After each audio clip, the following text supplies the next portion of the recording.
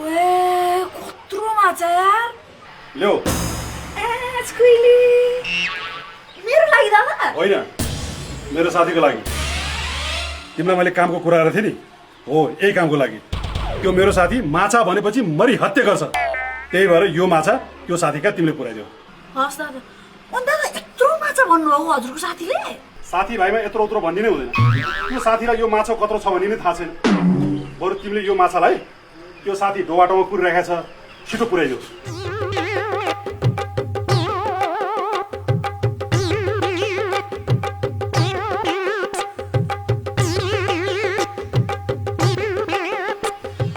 अब के गर्नु साथीभाइलाई घरमा बोलायो भने 20-30 हजार चट पारिदिन्छ बरु त्यसलाई डोबाटोबाट पन्छाइदियो आनन्द यो पसल राखेर दिनैभरि झिगै मात्रै धपाउने काम भयो भने त पसल राखेको के महत्त्व भयो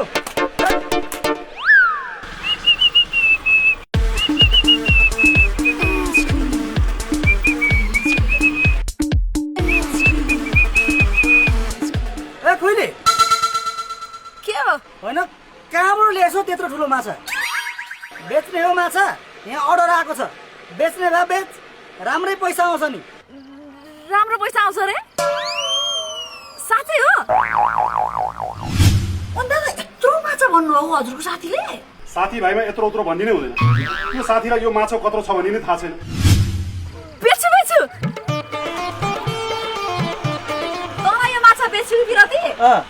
तर एउटा शर्तमा मात्रै के सर म तँलाई यो माछा बेच्छु त्यसको बदलामा तैँले मलाई यो माछा दिनुपर्छ